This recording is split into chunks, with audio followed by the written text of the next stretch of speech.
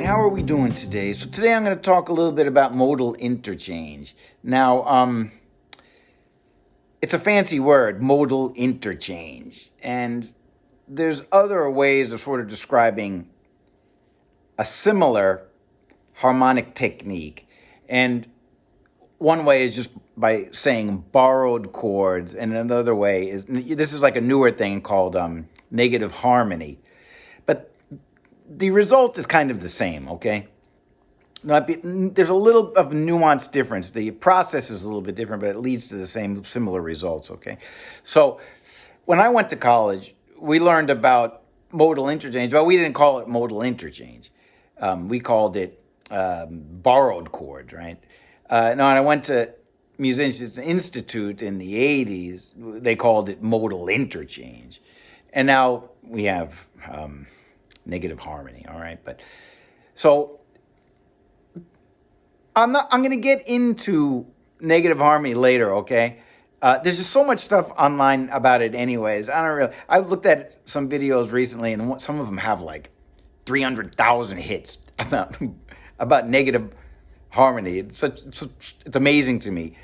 So, I mean, there's a lot of competition in that area. I'll talk about it maybe in a different video, but I'm going to get more into borrowed chords and modal interchange if you'd like, and also, I suppose, negative harmony in my composition workbook, okay? That'll be coming up pretty soon. So this lesson's going to sort of link up with that. Anyways, let's get on with this here because I don't want to talk for a million years. Now, if we're talking about borrowed chords or modal interchange, where are we borrowing from is the question, right? Now, where we're borrowing from is from the parallel minor key. So if we're in C major, for example, you know, there's 7 diatonic chords.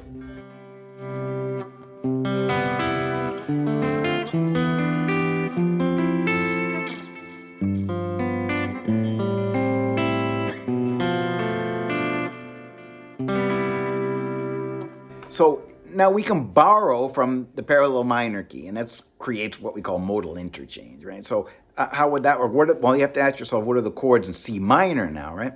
C minor, D minor 7 flat 5, E flat major 7, F minor 7, G minor 7, A flat major 7, B flat 7, right? So now when we learned this in college, they didn't really give us really specific chords, borrowed chords that replaced the usual diatonic chords.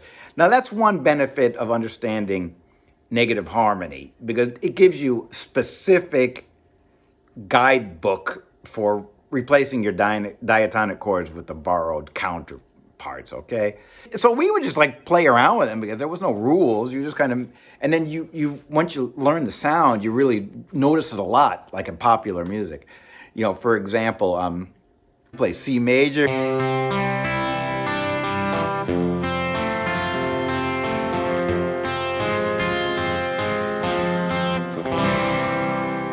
This is modal interchange. That F minor chord is borrowed from C minor, okay? Now, like, there's lots of beautiful sounds. You know, all that stuff you see, you know, at concerts when people start going like this and the whole audience goes like this and everybody's crying, that's like all modal interchange stuff usually, okay? So, you know, what else do we have? Like, you know, like if you go from C major,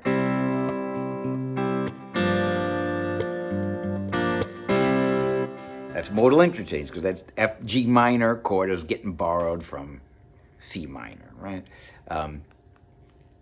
You know, or like if your song is in C,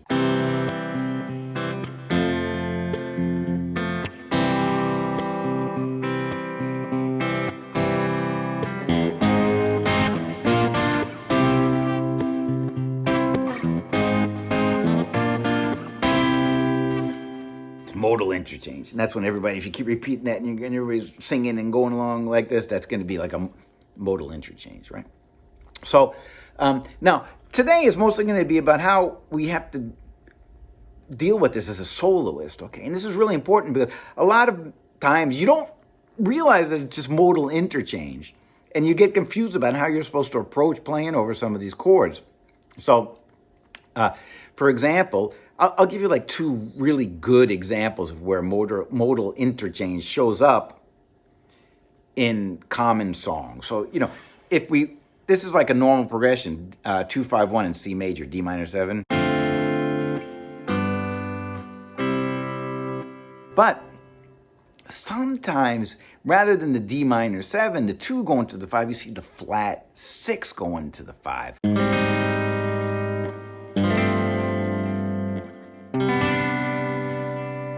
That sounds great, right? And that's this A flat major 7 is coming from C minor, not C major.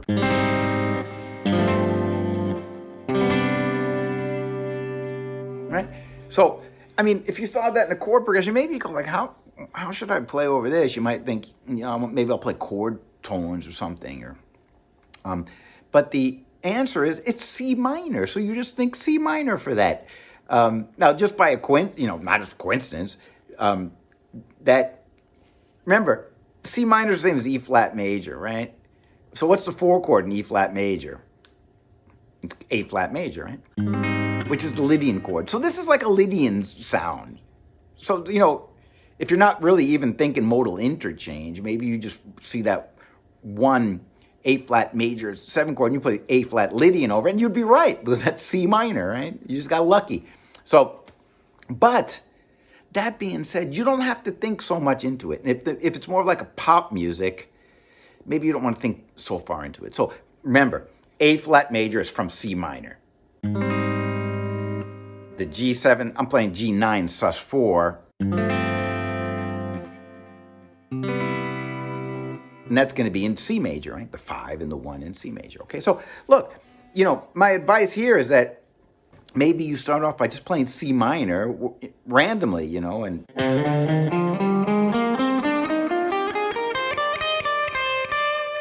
then C major for the 5 and the 1 chord.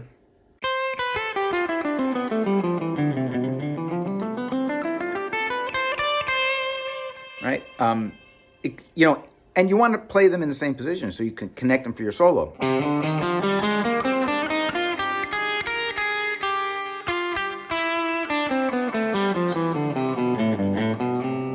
Right.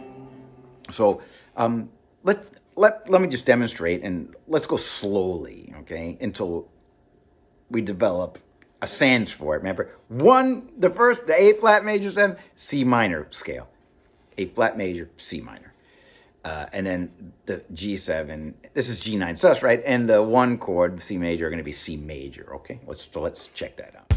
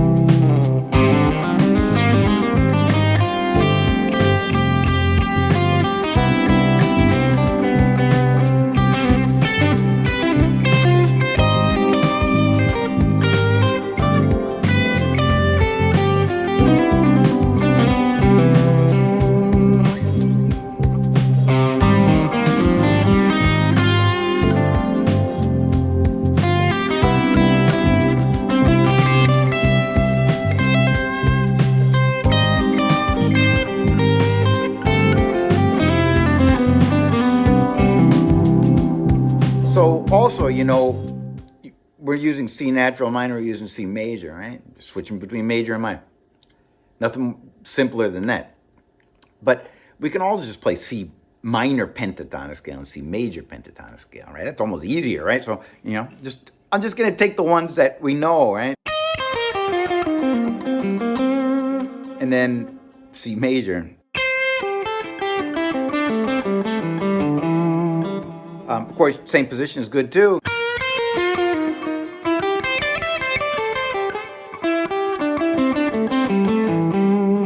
I'm just going to mix up C minor and C major pentatonic scales, all right? Remember, one bar of C minor, and then the next two chords are C major, okay?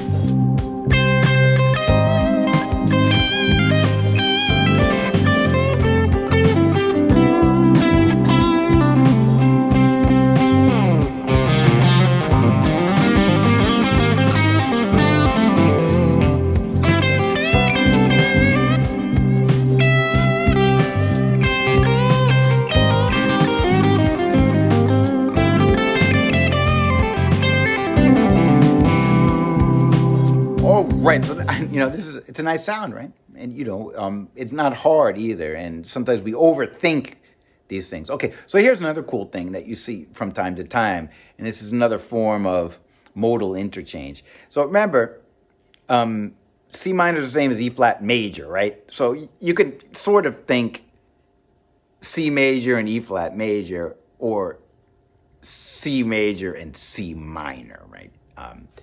Whichever is convenient, but it works the same way, right? So in the key of E flat major, there's a 2-5 in there, right?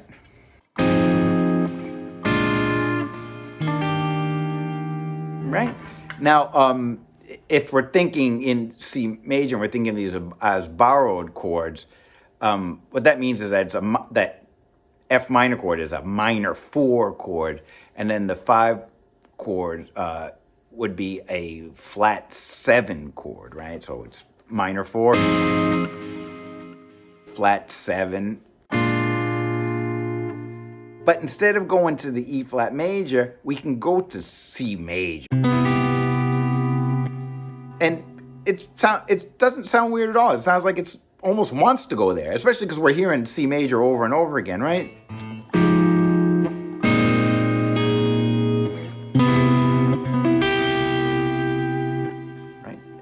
And sometimes we call this we call this a backdoor 2-5, right? And so this F minor 7, B flat 7 pops up a lot in C major, or at least it might go to a C major rather to an E flat major. And so that's like a one trick with 2-5s that you see on occasion, but it's the same thing. Don't get confused that F minor 7, B flat 7 is just C minor, and then the one chord is C major, right? So how are we going to deal with this now? Well, over the first two chords, we're going to play C minor, and over the two measures of C major, we're going to play C major, okay? So exactly half and half, all right? So let's check that out.